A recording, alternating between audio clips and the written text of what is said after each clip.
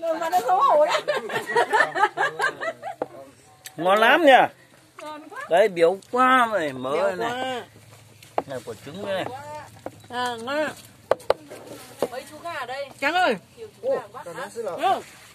Đi đấy. Đây, cho làm nộm ngọt tối nhỉ. Vẫn còn cái chuẩn này. Đấy còn ngon không? Ngon lắm nha. Đắng lắm. Không cái này không, đừng có cho cái này vỡ. Quả xanh gì ăn gì ạ? Quả xanh ăn bổ. Cái mũ nó kín quá chẳng gì Ở đây, kín bỏ rồi ra là đây. nó kín rồi. Bỏ ra cái gì? Ở ra người nó nhìn được cái. Đấy. Người ta cười chết. Đâu ai được cười Chạy mà. xa ra tí cái gì ấy. Ngon lắm. Ok rồi. Cái chậu vào. Rồi.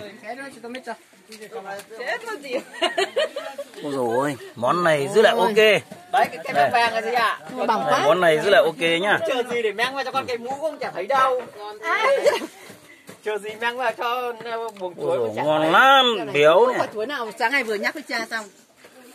Và chờ gì Hoa mang đồ vào thì chắc con xong á. Vừa nhắc với cha xong. Không.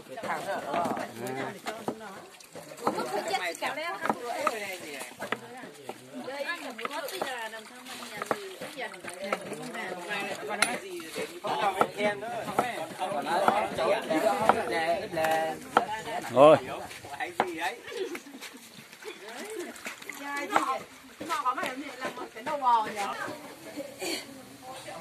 Đang luộc mùa 2 nồi ở trong bếp đây, ngon cực kỳ luôn. Đây, nó hay tối một tí.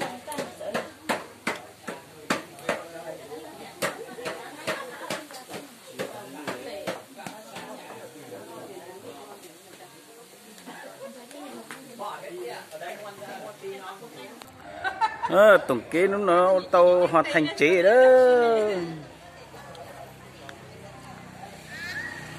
À, Minh Nhua, xây nó.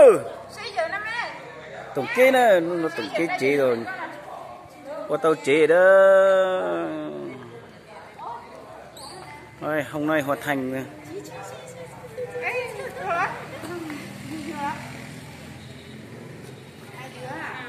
Rồi, cái nền nhà ở đây nè,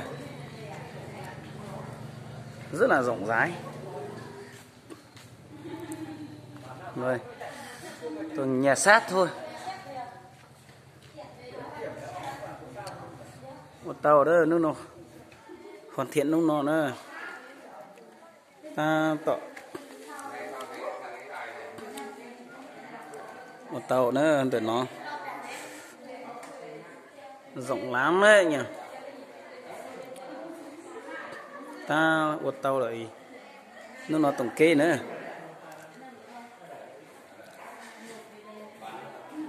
Cái mong ta xét chỉ muốn nhia xài chỉ ở chỉ lau lên nó nữa.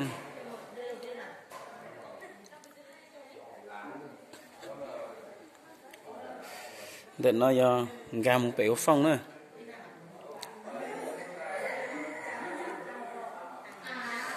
Để nó có off phong nữa, mong lúc cửa tao nó chỉ lau nữa. Cái mong ta xét tròn nhỉ ở chỉ lau nhót nữa.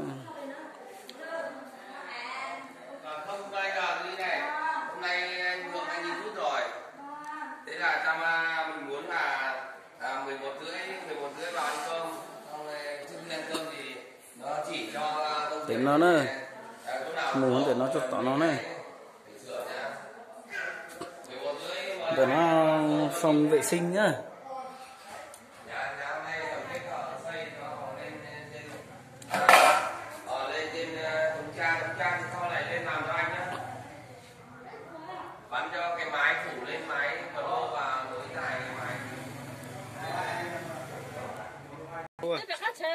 Chín chưa?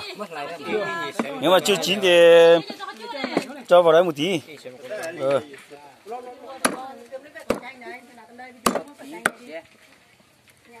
Thái to vào. Thái to vào. Hả? Chúng nó chứ. Ít lên nào yếu.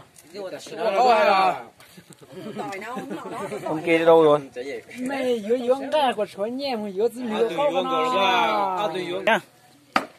Anh này làm miến đấy nhá. Đấy, có nhiều nước lắm. Đây, ngon thế này này, nhiều nước. Ôi dồi ôi, ngon thơ nhá.